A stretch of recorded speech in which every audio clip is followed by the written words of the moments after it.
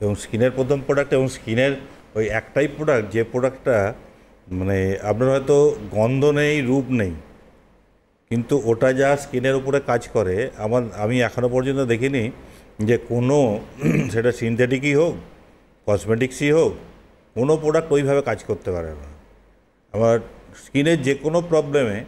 এবং মানে যে কোনো কাটা ছেঁড়া ফোঁড়া, আপনার অ্যান্টি এজিংয়ের, আপনার বলিরেখার, আপনার যে দাগ, ব্ল্যাক স্পটের, সমস্ত কিছু ওই একটাই সমাধান, সেটা হচ্ছে যে অনুশ্রী। ওটা দিনের বেলায় যদি আপনি মাখতে পারেন তাহলে কিন্তু দেখবেন আপনার স্কিনের গ্লো সব কিছু। অ্যাকচুয়াল ব্যাপারটা কী বলুন তো, স্কিনে যেটা মেন যে এফেক্টটা হয় সেটা হচ্ছে স্কিনের পিএইচটা। এবং স্কিনের পিএইচটাকে যদি আমরা ঠিকঠাক ধরে রাখতে পারি তাহলে কিন্তু দেখব যে আমাদের স্কিনটা কিন্তু ঠিকঠাক থাকে। কারণ পিএইচটা যদি আমরা সমস্ত ক্ষেত্রে আমরা আমাদের যে বডির ভেতরে যে অর্গানগুলো আছে তাদেরও কিন্তু প্রত্যেকটা আলাদা আলাদা পিএইচে কাজ করে, তাদের নিজস্ব একটা পিএইচ আছে যে পিএইচগুলো তারা কাজ করে।